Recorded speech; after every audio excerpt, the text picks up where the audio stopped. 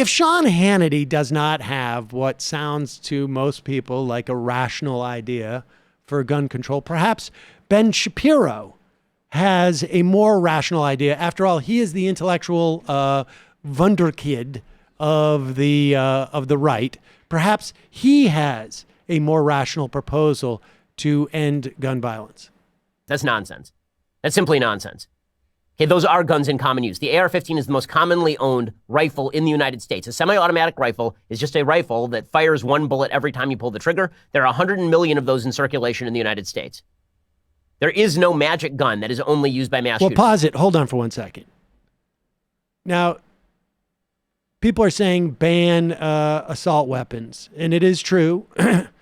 A gun like an AR-15, one squeeze, one bullet. Of course, they keep loading in there, and so it's ba ba ba ba ba ba ba ba ba ba ba every time you, and you don't have to stop until they shoot you, and you've killed 9 people and 26 injured. His number that there are 100 million. Now, as you know, there are it's only 380 million guns, I think, in the United States. Far fewer gun owners. They just own a lot of guns.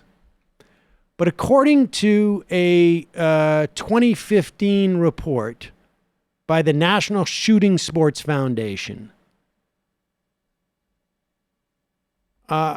American gun makers produced and imported 8.5 million rifles. These are what they call the modern sporting rifle, the AR-15. Between 1990 and 2012, that's 8.5 million. And about 1 to 2 million annually every year. It's been 7 years. That would be 14 million. Maybe a little bit less, 1 to 2. So we're talking about 20 million, maybe 25 million. So it's not 100 million, although 25 million is far too many anyways. But whatever. Ben is talking about Brett Kavanaugh's ruling that you can, or I should say the Supreme Court's ruling in Heller that you can ban guns that are not in common use. And now he's arguing that they're in common use, which is, of course, something that's fairly recent since we had the ban on semi-automatic weapons rescinded by the Bush administration. But nevertheless, this is what it's coming down to. They're in common use. So you can't ban them. But go. There is no magic gun that is only used by mass shooters. We've seen handguns used. We've seen rifles used. I mean, hell, in different countries, you've seen knives used. So this is not... it. Yes, I just want to, I don't want to get too pedantic, but mass shooters do not use knives unless they have a special... Knife gun? Which shoots, it's like a Gatling gun, but it shoots knives. Yeah. Tiny pew, knives. pew, pew, pew, pew. Right.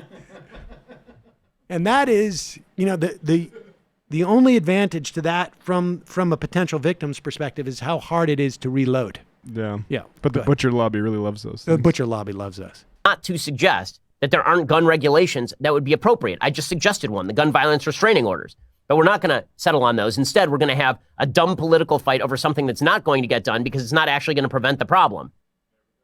This whole argument, and that very similar to the caller that we got the other day, which is let's do something that is extremely narrowly tailored and is focused actually on the people, not the guns. Let's focus on a subset of people that we think that we can. Now, we know 2/3 of gun deaths are suicide. And I would imagine very few of those are done with AR-15s. So we have multiple problems that we're dealing with here.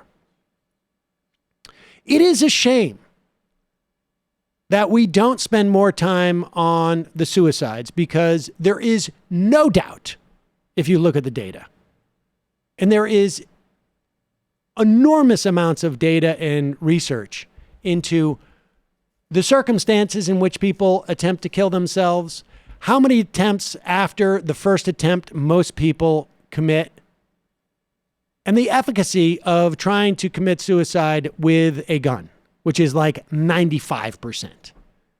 Whereas everything else is much, much lower.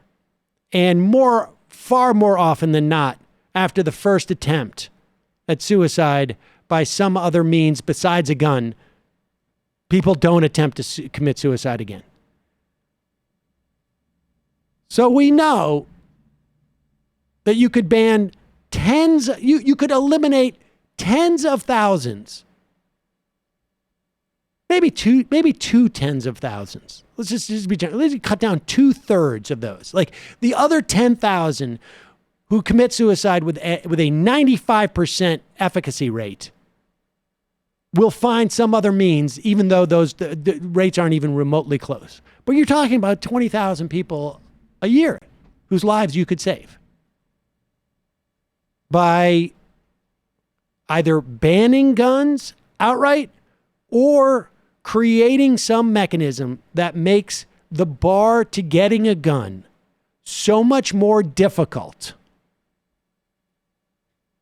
and so much not in the moment that you would keep those people from killing themselves and give them an opportunity to live their lives and not just end their life, but destroy and severely impact the lives of those around them. But Shapiro's just being a flack there. Because, I mean, how vociferously do you hear these people in the past? Like, this is not going to do anything. Well, what's the downside? What's the downside of universal background checks? Like, cutting into the profitability of these death machine makers? What if you want to give your dad a gun, Sam? Like, what's the downside here? You're not going to be able to kill as many. You're not going to have as many toddlers dead. Well, look. At the end of a year, if you do this, like, look. even if it saves one toddler's life, is it not worth it? Well, I just have a little bit of a problem with that when you use the phrase common sense. It makes you feel bad. Well, Oh, it's so I just, to forgot me, about it's that. That common was sense nuts. is not so common.